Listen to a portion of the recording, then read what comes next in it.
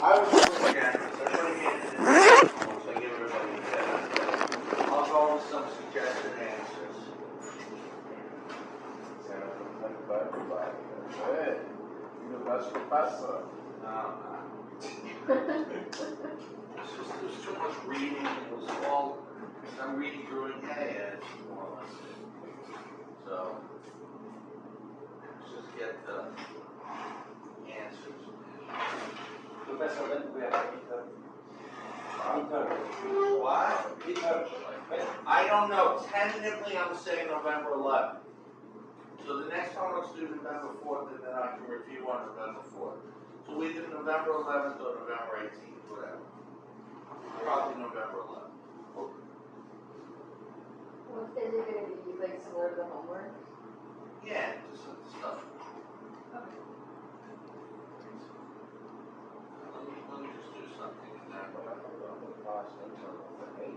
Yeah, it is. Either the 11th or the 14th? He said 18. On a Monday, we meet on a Monday. Like, you get 5 points off your midterm right now. One conversion day, I didn't know that. I love it, yeah.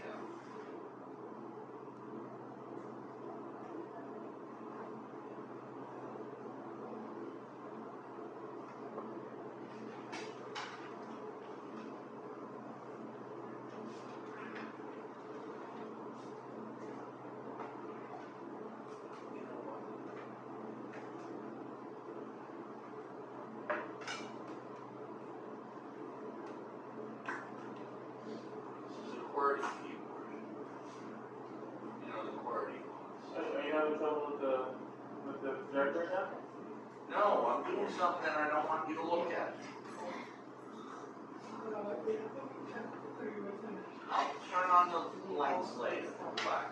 But if I have trouble with the projector, you'll be the first person to know. I will tell you first. Great. And you have to fix it then before I ask.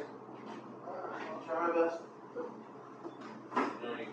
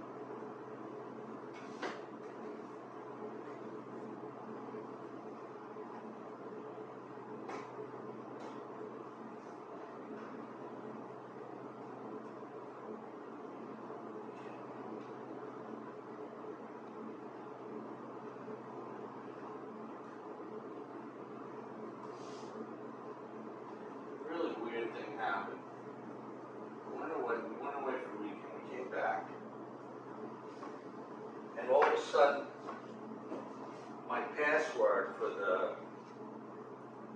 gateway didn't work.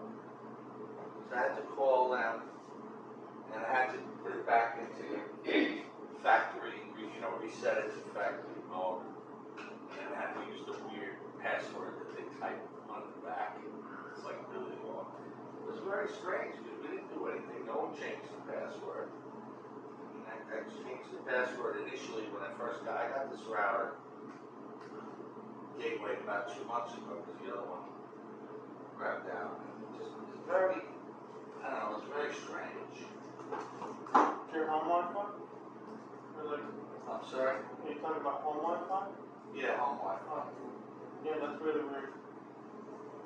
Yeah, they didn't know why. I was on the phone with tech support like at midnight. That's strange. And they said, all right, we don't know what it is. Just press the bottom on, stick a pin in the bottom, put it to factory reset. And then when I went online to their app to try to change it to a more pleasant password instead of 4 words, 7 megabyte dots, it wouldn't work. So every device in the house, you just made it the weird long password, even the printer. It's very strange. Well, at least it's working now, including my Google TV.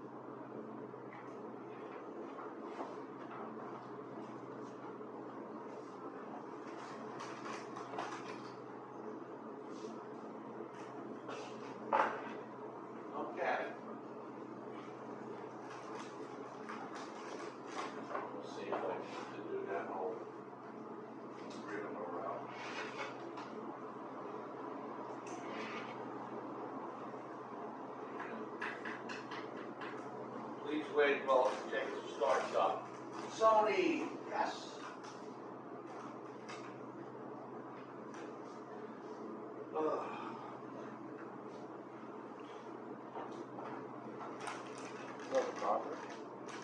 Yeah, I think I have. Well, it hasn't started up to where I can select the computer or the laptop. It's still working on it. Please wait while Jacob starts. I think you just touched computer now. That would be good. No, it didn't start yet. No, don't touch it. No, I was supposed to say you're supposed to click on the computer over there. But if you touched it, I think you turned it off now. Why? No, it's on computer, so now I have to do that thing over here. Computer mode. What's the one on the bottom you gotta click? Bottom left. There you go. They got it? Yeah. Make my screen up here smaller, but whatever. Alright, so let's go over the suggested answers for the homework, which I put up. I'll just read them. But you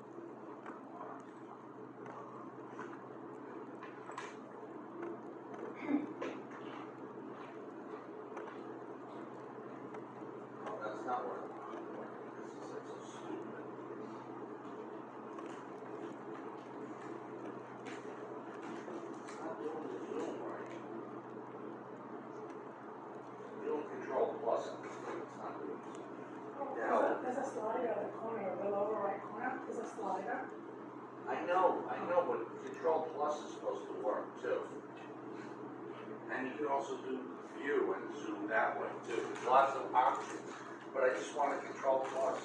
So, alright, alternate definition of distributed systems. So everybody got a 10 out of 10 on the first one. On the second, I'll be a little strict. Everybody except Aaron gets a 10 out of 10 on the second. So, anyway, blah, blah, blah, collection, etc. Give an example where this view might come in very handy. Alright, so that is, providing you a single system that is completely hidden from users. That there are even multiple computers. Where will this view come in very handy? Well, with me, it comes to mind as parallel computing. If one can design programs that run without any serious modifications on distributed systems that appear to be the same as non-distributed systems, life would be so much easier. Achieving a single system view is by now considered virtually impossible when performance is declined. What is the role of middleware? Let me just read those again. What is the role of middleware in a distributed system? It's in the middle.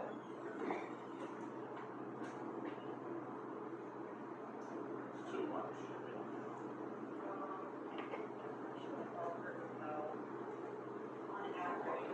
Slide it a little. So it fits, right? Slide it. There's a minus sign, if you click a minus, it does it with. What if you read the document full screen and then try your alt plus? Alright, yeah, that's another. Oh, it's a control plus, control minus. Yeah. Read the document full screen. Can we do that again? Oh, right, yeah, I know. No. On the, by the X on the side, there's a little box, you hit that one. The full screen might be better. Oh, next to the 100%, the top middle. Where? I don't see where. Oh, Oh, right there. Well, No. Make the document full screen. How? If you click it, no, there's a slide arrow. All the way on the top. Left or right? Right, can I see it? top right, Read mode, board mode, whatever. No, actually, top right. Print mode. I think they talk about this right now. Yeah. Oh. Yeah, and You then. just zoom in. Oh, no, I know about Blue that. arrow, next to it, there's a blue Yeah, arrow. well, No, but he just, now try I know your, what you meant. now try control minus control plus. Oh, control minus. You said the controls might work. Alright, just leave it like this. This is fine. Like Just Try that. to control. leave it like this. Don't touch it. That's it. Just scroll down. I know what you meant. You It meant like. looks so good. No, but this is what I do all the time at home. I can constantly play with this, but except when I click it, it makes it small, because I don't like when the window fills the whole screen. I like to see stuff on either side. But for you, I'll do it this way. I don't know what you meant. Oh, you did it when it full screen? You don't like No, I'm saying I at thought you home. wanted it. At home, no, it's good for you now. At home, I don't like full screen. I'm Okay. always clicking that thing and making it smaller so that I can see on either side of whatever the window is, browser, Word, PDF file, Adobe. I like to be able to move over and see some icons on the home screen. Alright, whatever. What's the purpose of middleware? To enhance the distribution transparency that's missing in network operating systems. In other words, middleware aims at improving the single system view that a distributed system should have. Explain what is meant by transparency in the distributed system and give examples of either. I'll just name them. Distribution transparency is the phenomenon by which distribution aspects of in a system are hidden from users and applications. Examples include access transparency, location transparency, migration transparency, straight from the note, relocation transparency, so you don't know where it is and you don't know if it's been moved, whatever. Replication transparency, concurrency transparency, and failure transparency, and persistence transparency. Why is it not always a good idea It's an aim at implementing the highest degree of transparency possible. See right through it. Aiming at the highest degree may lead to considerable loss of performance that users are not willing to accept. What's meant by a scalable system? A system is scalable with respect to either its number of components, its geographical size, or the number and size of administrative domains. If it can grow in one or more of these dimensions without an unacceptable loss of performance. So, when a transaction is aborted, we've said the world is restored to its previous state. As though the transaction had never happened. Give an example where this is impossible. Any situation which physical I/O is current cannot be reset. For example, a process has printed some output. The ink cannot be removed from the paper. Actually, it can by nanotechnology. Also, in a system that controls any kind of industrial process, it's usually impossible to undo work that has been done. The robot arm has already hit the employee in the head. He's down and has a concussion and will sue for $1 million. Too late. Alright, so anyway. What is a three-tiered client architecture? That's just the guy in the middle. It consists of 3 logical layers where each layer is in principle implemented on a separate machine, or can be. The highest layer consists of the client-user interface. The middle layer contains the actual application, and the lowest layer implements the database, basically. So it's like client server, web computer we had. I mean, the front end was a browser, the store. The back end was, the PHP or whatever, servlets, whatever the server-side application was, is processing what the user's doing. And it connected to SQL, a database. Executing nested transactions requires some form of coordination. Explain what a coordinator should usually actually do. The coordinator needs simply ensure that if one of the nested transaction aborts, then all of the sub-transactions abort as well. Likewise, it should coordinate that all of them commit when each of them can. To this end, a nested transaction should wait until it is told to do so by the coordinator. So look, if the transaction is, you're trying to book a hotel, and then you're trying to book an airline flight, a hotel, and a rental car. If any of those fail, you don't want to do anything. But if you could get the flight to a certain place, and the hotel in that city, and the rental car, then at that point you can commit all 3 of them. That's all it is. It's not saying anything profound.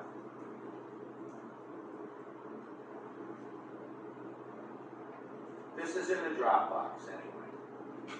Alright? Okay, so now, let's look at chapter 4. Do you want to see what the new homework is?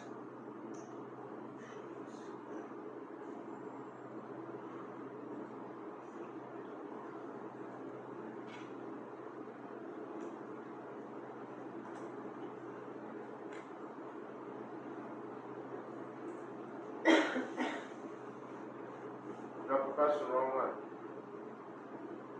You're right. Should be 2. Oh, yep. Well, download both. Alright.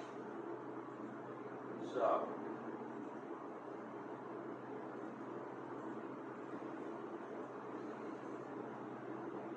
It's homework 1. We don't need that, we already have it. Yes, so now we have homework 2. Dump it in there. So that.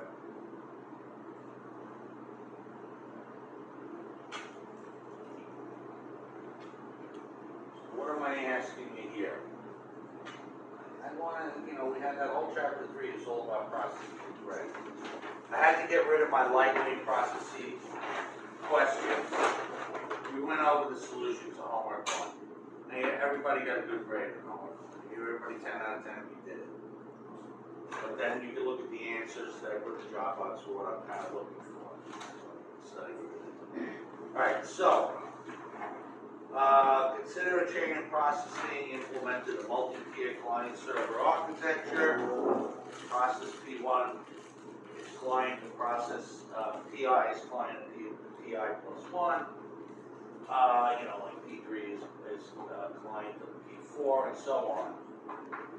And will return a reply to PI minus 1 only after receiving a reply from, so, the guy, when he gets a reply from the guy above him, then he can reply to the guy below him. What's the main problem? When you look at a request reply performance in process P1. Take too long, guys. What are the advantages of using threads over using processes for parallelism? You can talk about, processes can block, processes, read the notes. I mean, basically, the context switching is cheaper for threads. So, we discussed the advantages of managing threads in user mode. It's cheap versus kernel mode, but then you have a problem. They always talk about, well, what if a thread blocks the whole process that's part of blocks? But you know what? Another example is when you have parallelism, and I don't know why he doesn't really mention this in the notes. Important, very important thing is that in kernel mode, if threads are handled in kernel mode, the kernel can schedule threads to available cores. If a core is idle and I have a thread here, I can move him to that core so that he runs. You get more parallelism. And then have to do with a file, reading a file, the single-threaded file server, the multi-threaded server. How many requests per second can the server handle if it's single-threaded, and if it's multi-threaded, all right? It's the only calculation one I asked you to do. Consider a hypercube network that's a lot better than number 1 with 16 nodes, number 0 through 15. 0 through 15. Show the path that a message from node 9 to node 4. And then I reminded you, you don't have Aaron there helping you out,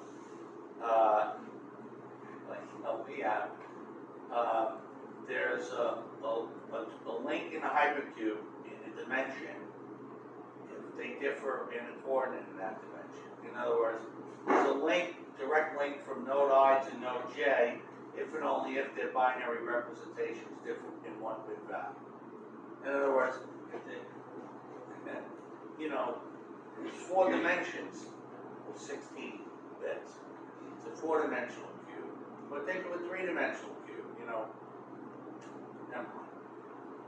It's just who's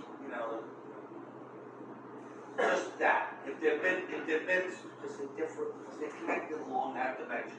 It doesn't matter the visual thing, the hypercubes. It's just enough to know that 2 nodes have a direct link if the binary representation of the node numbers differ in 1-bit position, and that's it. Hamming distance 1, as they call it. Not every node in a peer-to-peer network should be a super peer. What are reasonable requirements that a super peer should be? All right, we've got 2 weeks to come up with some stuff. Is that node J, if and only if? Yeah, if and only if. I was just going to say if, but it's if and only if. IFF means if and only if. I'm sorry. Just use that man stuff. All right, so let's just start a little bit of slide 4 tonight. I don't want to do too much because we're moving along, skipping over a lot of stuff, and I really want the test really to be on chapters 1 through 3, but maybe I'll ask something about communication.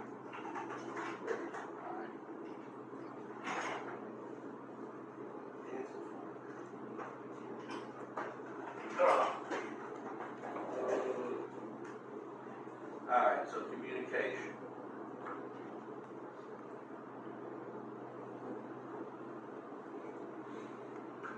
Alright.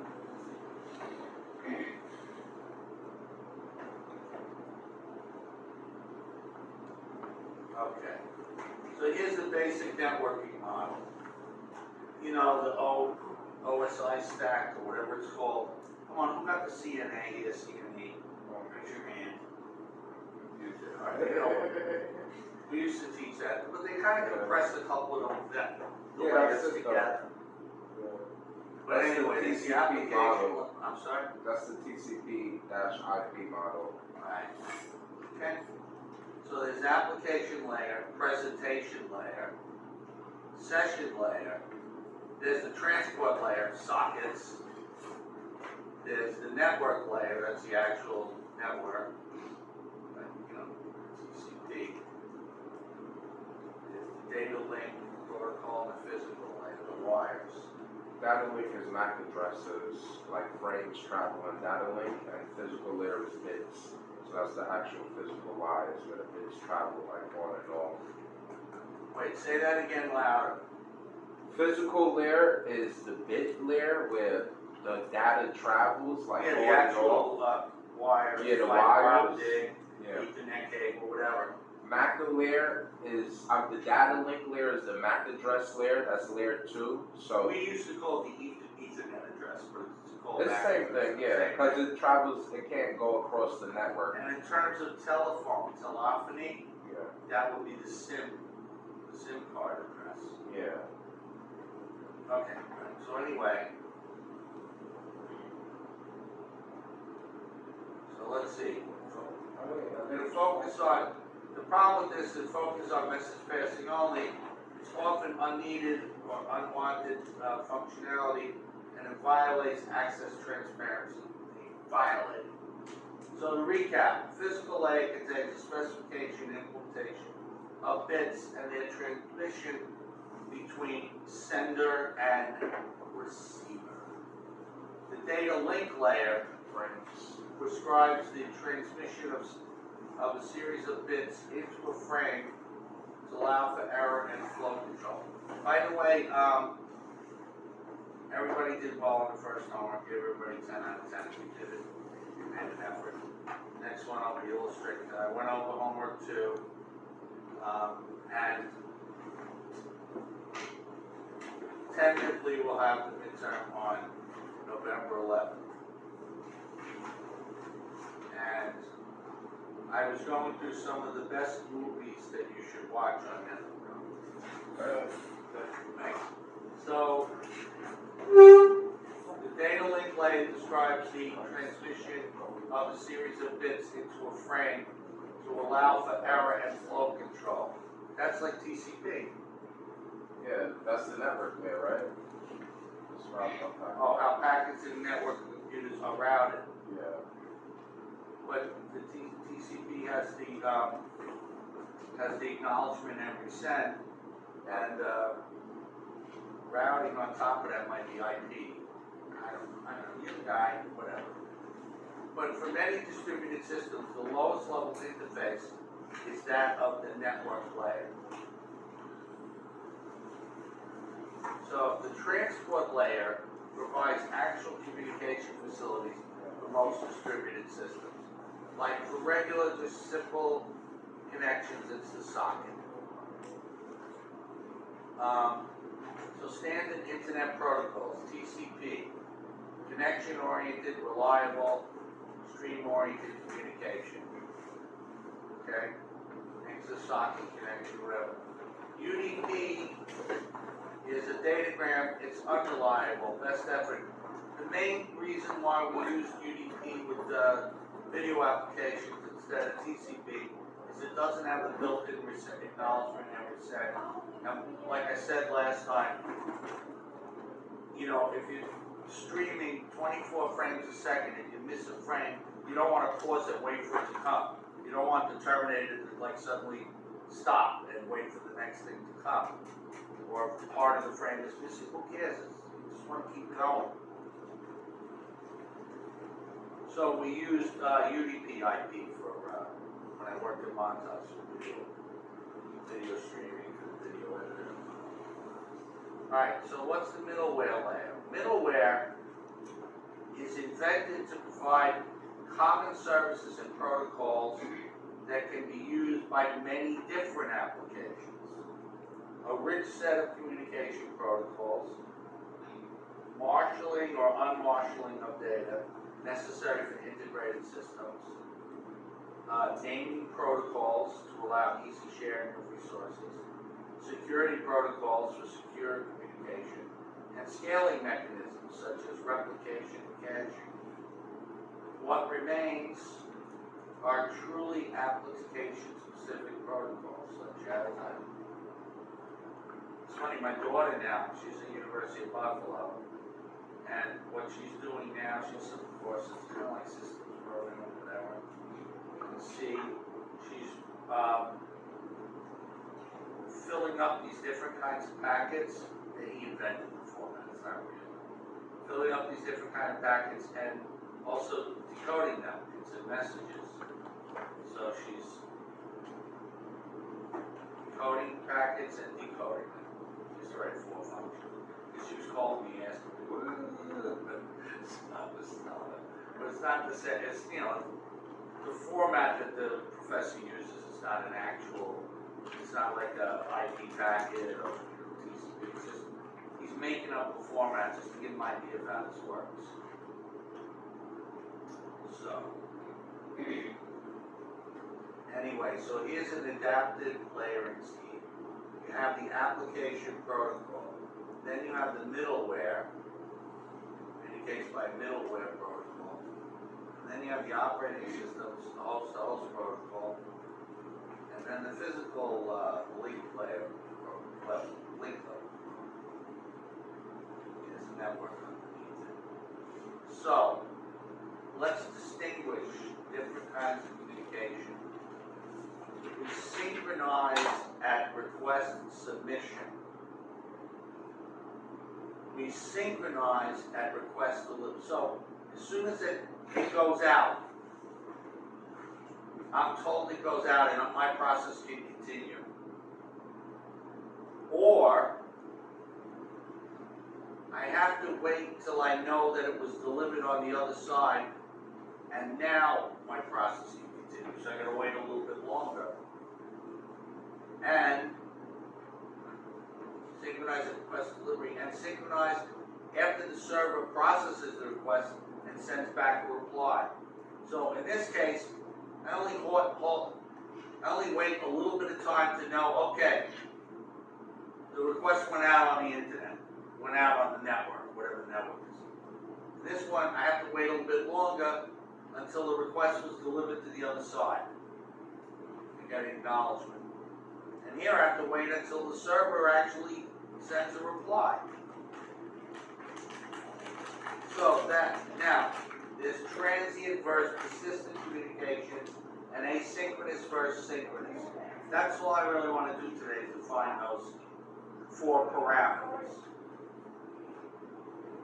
Transient means if you're not, I'm trying to send you a message, if you're not awake and available, it goes away. Persistent means I'm trying to send you a message, but if you're not there, it's in queued for you till you log in, like email. That's persistent communication. I don't lose an email because I haven't checked my email for 3 days. Because I just had that situation. I went to Buffalo and I came back and I'm like, oh no, 407 emails, most of it is junk. But some good students that have to apply. That's why today, that's why I got up at like 4:30, so we can go over all the emails. Alright, so, kids never leave me alone. Alright, so anyway, just kidding. And what is asynchronous versus synchronous? Asynchronous is I send it to you and then that's it. Synchronous means our communication has to be synchronized. Okay? This is, okay, means I send a message and then I have to wait or do something. I coordinate, the message sender and the message receiver coordinate in terms of time. So now, transient versus persistent. So I should just wait until I get to the next slide instead of my language house. Find it. It's right here on the slide. Alright, so soon we get to the most interesting thing to me in the all semester, which is lamp wars, logical and vector clocks. I always thought that was really cool. Years ago, when I first taught this course like 1860s, 1760s. Leslie Lamport. And he won a Turing Award, so I felt happy that I had good taste. Nobody else likes the movies I like or the music I like. At least I picked that guy as something cool. And then within like I think 2 years ago, he won a Turing Award for his work in distributed systems. So it was really clever, logical clock. It's just based on the following simple idea. If you want to read add to the other notes. And this is not true in a relativistic world. We're not talking about Einstein's relativity. If I send you a message and you receive it, I had to have sent it at a time before the time you received it. That simple observation leads to a great way to synchronize among different processes without having their time clocks 100% synchronized. So that's what I really like. It starts from that simple observation, and then you go from there. Like, okay, when I was a kid, I read a short story and I looked it up like a couple of years ago, and it was in like the 100 Greatest Detective Stories, but I read it in like some Scholastics book. It was called The 9 Mile Walk. It was great. It was written by Kellerman, the guy who wrote all these books like The Rabbi, St. Tuesday, The Rabbi Went to Subway, whatever. All these rabbi books, but he wrote this short story. And the great thing about this short story is he's talking with his friend about how you can deduce a lot just from starting a simple thing. For example, they were in a diner and they hear some guy say, I'm probably getting the quote wrong, but this is my digression. We'll finish up in like 10 minutes, no more. Stupid digression. Just want to see the 9 Mile Walk. You know what? This is so stupid. Over here.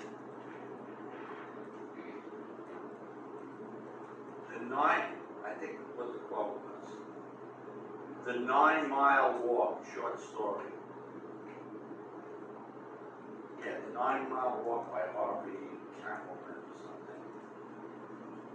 This is the whole story.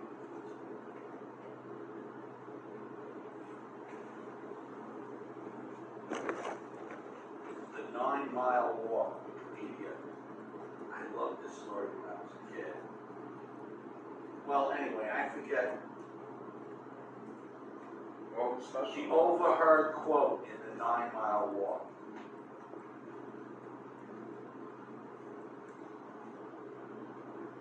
A 9-mile walk is no joke, especially in the rain.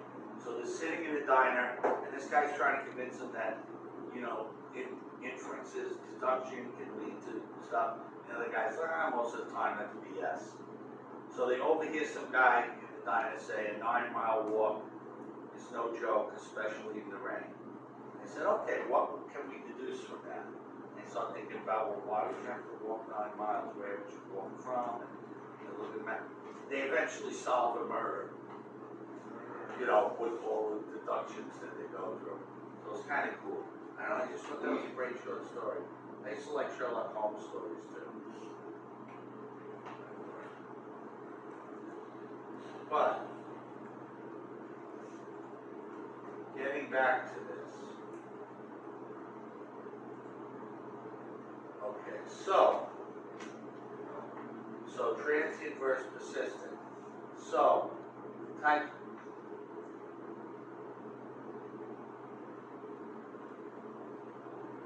Alright. Transient communication. The server discards the message when it cannot be delivered at the next server or at the receiver. Persistent communication, it's really simple. A message is stored at a communication server as long as it takes to deliver it. Perfect example, email. For a transient communication, I set up a socket connection for some games, and I can't communicate with the game server, crap's out. Okay, so, and here's, again, with the synchronization. If it's asynchronous, we don't synchronize at all. If it's synchronous, we can synchronize at request submission, synchronize at request delivery, and synchronize after processing. But they have some storage facility. So places for synchronization.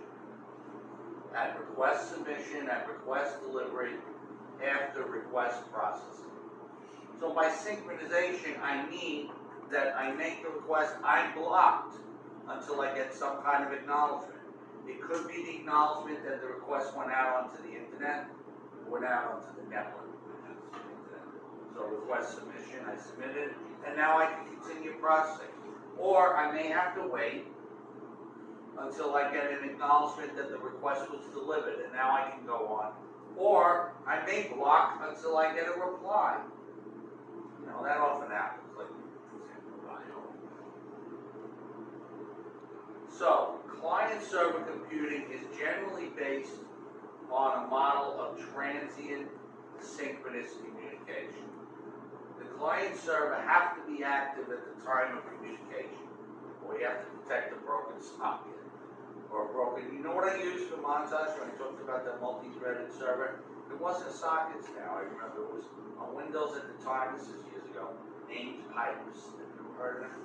It's like it was a Windows NT attempt to do sockets. It's probably built on sockets. Well, C++ has pipe, the pipe connection, when you want to like C++ doesn't have a system call, so you have to like create a pipe. No, I know the two things. I used to do that with Unix. This pipes into this, pipes into this. Well, But the named pipes were like sockets. It were Yeah. a network communication mechanism on Did they have HTTP? Like port 80 is a socket. I don't know because I used it at the API level. But I discovered that I couldn't, if the name pipe was broken, like a broken socket, neither side could necessarily detect it. That's the problem the other guy, John Foote, was having. And then when he solved the problem, everybody came, oh wow, you're so wonderful. In 3 days I figured that out, and I implemented, I never read about it before, I implemented this free heartbeat protocol. I send you a heartbeat periodically and you have to reply, and then I reply that I got your reply, and that was it. That was enough. And if at some point I can make sure that you kill the thread that was communicating with me, the socket connection or the pipe connection, and you open a new one, and I killed the thread that was listening to you on the server, and I have to always keep a thread active listening for connections. It will be the same thing if I use sockets, if I use name pipes. Because you can't always detect a broken socket connection, even though you're supposed to. So anyway, it doesn't matter. But you talked about this once, okay? Client and server have to be active at the time of communication. The client issues a request and blocks until it receives a reply. Okay? And the server essentially waits only for incoming requests and subsequently processes them. So he just sits there until a request is delivered. But the client issues a request and then generally blocks until he gets a response. But that's why they talked about multi-threaded browsers and clients, because, you know, part of it blocks waiting for the response, but part of the browser could be doing other things. What did it say? It had like 1.5 kind of parallelism, you know, it's in the previous slides, I forget what the term they used. Okay? So transient synchronous communication is what generally happens. I send a message, I just continue processing. It doesn't matter whether I have an acknowledgement that the message was sent or not. The drawbacks with synchronous communication. The client cannot do any other work while waiting for the reply. Okay? He's blocked.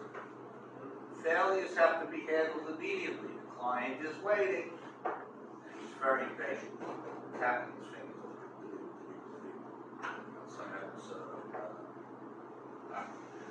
kids would always do this on one of the Brady Bunch episodes.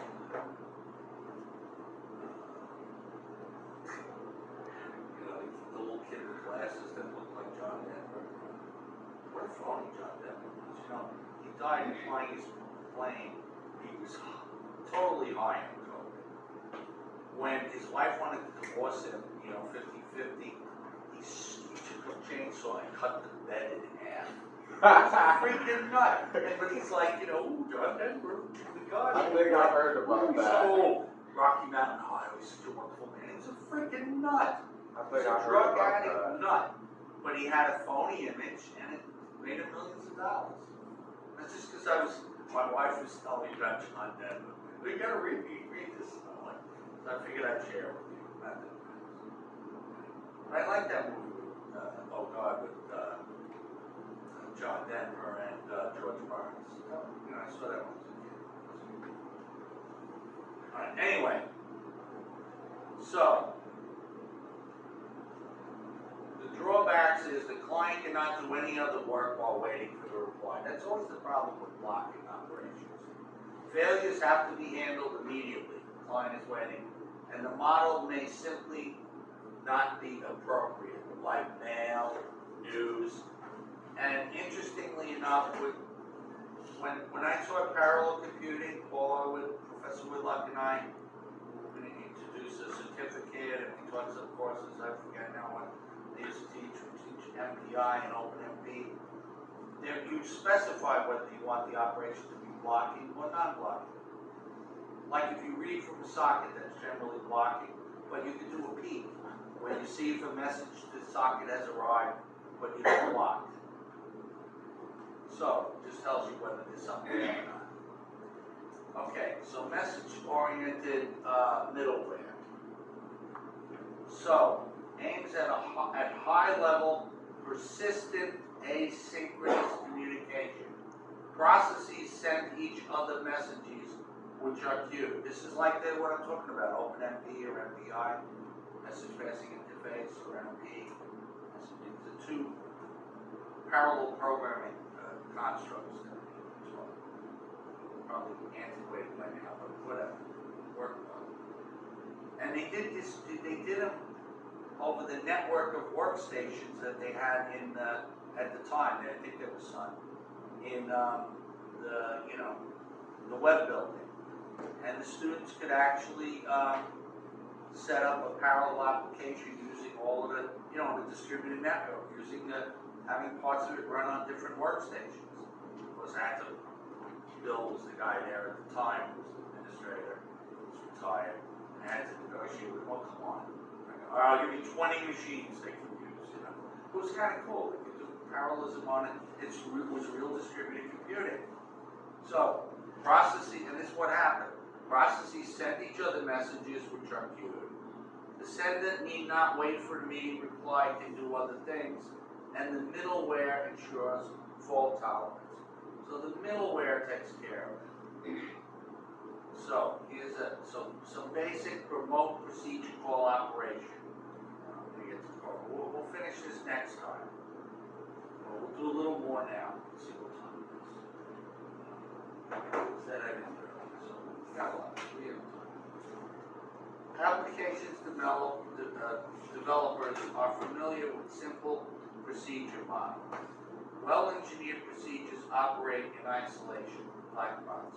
There is no fundamental reason not to execute procedures on a separate machine. So this is remote procedure call. It's also remote object invocation call.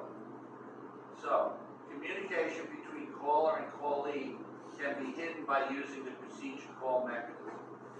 So here's the client. Calls a remote procedure, which makes a request. Server call local procedure, and then returns the results. So usually you have a client stub that makes the procedure call, like record one.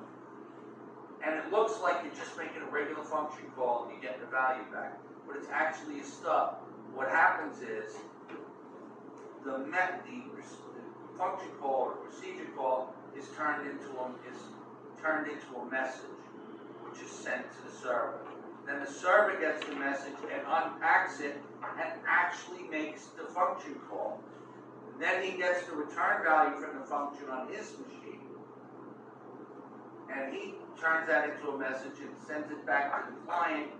And the client, the stub call, unpacks the message and returns it to the guy who called the function. I don't know, I'm probably not making it clear. Hopefully that's what matters. Yeah, here it is. Okay, good. I'm glad. Alright, we can't see 5 here, so we're gonna just not gonna do it like this. What is wrong with you? I don't think 5 exists. It's unbelievable. His slides were like, alright, so forget it. I'll try to figure out what slide is. What 5 is. So here's the client process. And he says R equals do it and passes an AB. So the client stub formats this message. I see. Proc do it, value, type 1, value A, type 2, value B. Is the client OS. So the stub builds, the client calls procedure, the client stub, the stub builds the message, the message is sent, the server OS gets the message, the server OS hands the message to the server stub, the stub unpacks the message, and the stub makes the actual call to do it. Okay? And then the reply, the stub builds a message, both OS sends the message to it. So then the reply is built into a message, and it's sent back to the client. And the client stub unpacks it and gives the reply to the call to it. This, one of the problems with this is, it's hard, like what if you want to send the whole array? Normally when you call an array, like in a language like C or C++, you just pass the starting address of the array. But you can't do that in a remote procedure call. So you have to send the whole array. There's no real call by value reference. Do you understand what I'm saying? So that's one of the weaknesses with this. So is the array packed in the message or? I'm sorry? The array, is it packed in the message? The array, the data. Yeah, it has to be packed in the message. Absolutely. Oh, so is it like over HTTP or? Well, whatever the networking is, TCP, Oh, well, not HTTP. I mean, it depends on the network. This is just a general mechanism. So, whatever this network is here, could be a local area network, could be a wide area network, could be the internet. It's probably TCP/IP. It's not necessarily HTTP. It's not. That's more for just web browsers and web servers. But I don't know. Maybe you could. People leverage HTTP. They do like leverage HTTP for a lot of the stuff also. So maybe I'm wrong when I'm saying. No, I think the session layer is the socket layer with that handles HTTP. Like TCP is the lower layer, that's the transport layer. Right. Okay. You're right. But it's just all right. So it's a socket connection. But if it connects to port 80, then it's going to talk HTTP.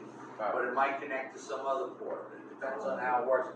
Like I set up socket connections in some class we had. We had them set up sockets that totally bypassed HTTP, client server web computing, like for game computing. So you had a server running on one machine that was listening for connections on some port, wasn't port 80, and made a direct connection between the game and the server. And then we did another version where it was done through HTTP, through the web server.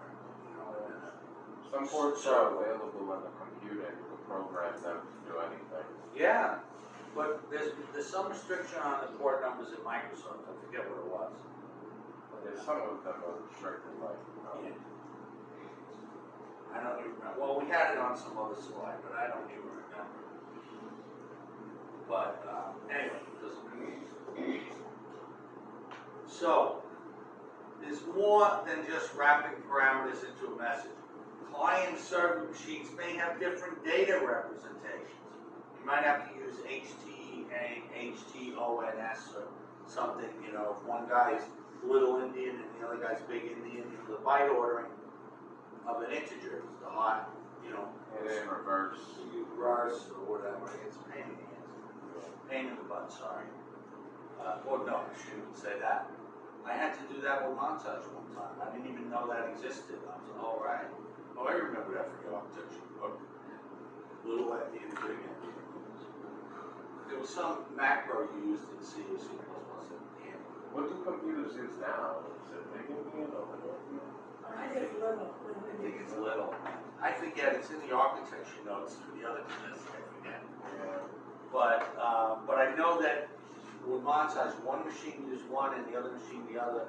So then they told me, oh, some guy worked it. So, oh, no, you just use this macro. Is Little Indian lower order bits starting from the left? Or is higher order bits starting from the left at Little Indian?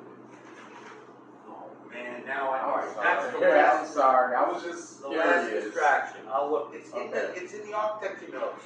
That's a I fact. just did it last week, but I don't That's a remember. fact. How does Little Indian work? It might be on the midterm. No. It stores Little Endian stores multi-byte data values in memory with the least significant byte at the lowest memory address. So it starts from the lower, so if the number's 543, it's 345. And Big Endian is 543, the normal way that we read it, you know. But anyway. So now, client and server machines have different data representations. Think of byte ordering. Wrapping a parameter means transforming a value into a sequence of bytes. Client and servers have to agree on the same encoding. How are basic data values represented? Integers, floats, characters. How are complex data values represented? Arrays, unions, structures, right? Conclusion, client and server need to properly interpret messages, transforming them into machine-dependent representations. So that's another issue. Now, parameter passing, there's some assumptions. This is what I was trying to say. I should have waited to get to it. A few more slides that was waiting.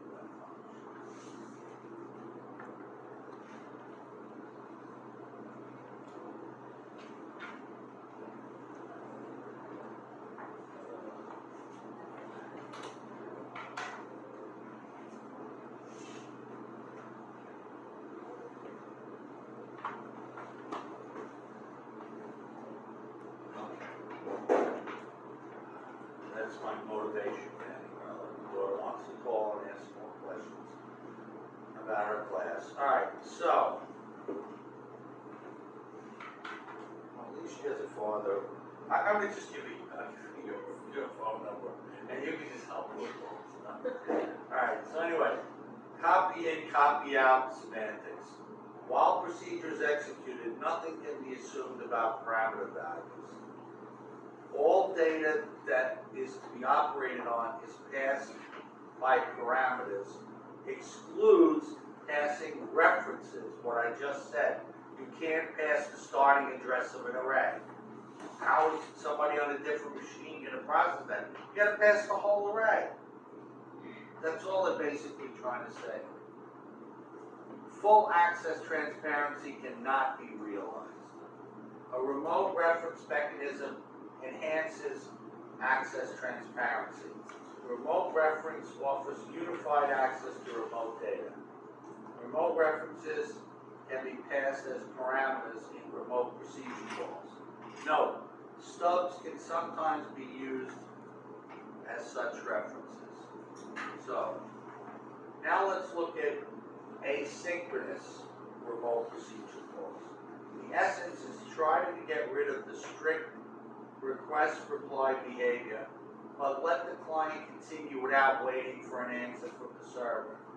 So the client calls a remote procedure, waits till the procedure was accepted, and then continues on, and then the callback comes with the results. So he can still he makes the function call, but he doesn't have to wait until the function returns. Because it's returning from the other side of the world, maybe. But he can go on about his business. Now, what about sending out multiple remote procedure calls? Sending a remote procedure request to a group of servers. Okay? So, he sends two of them, call over procedure, and then the callbacks to the client. Service. Two servers are sending stuff back to the client. Finally, when he gets both callbacks, he continues. Here's RPC in practice. We're going to continue this next time. Client to server binding. This one too much like Corba. But we'll look at this next time. I just want to skip forward a little bit. Client to server binding, blah, blah, blah. And transient messaging is sockets. The Berkeley BSD sockets. Berkeley's. BSD, Berkeley's is the distribution of Unix. So Solaris on the Sun, because somebody asked last time. Solaris used a version of Unix that was tailored by Sun Microsystems. Does Sun Microsystems even exist? Somebody asked that to me. Run by Oracle. Oh, they were bought by Oracle? Yeah. Okay. Thanks for answering. I was going to Google it in the other class. I didn't know. Because I used to have a Sun Smart Workstation. But anyway, Professor Arnold named the wonderful lakes of wealth. My machine, I forget. Mine was called Iskra, which means smart. The other one's 12 leagues. So, the socket creates a new communication endpoint. Bind attaches a local address to a socket. Okay. Listen tells the operating system what the maximum number of pending connection requests should be. The object here, for example, if you're doing this in Java or whatever, is a server socket. You create a server socket, and when you create the server socket, what do you call when you create an object?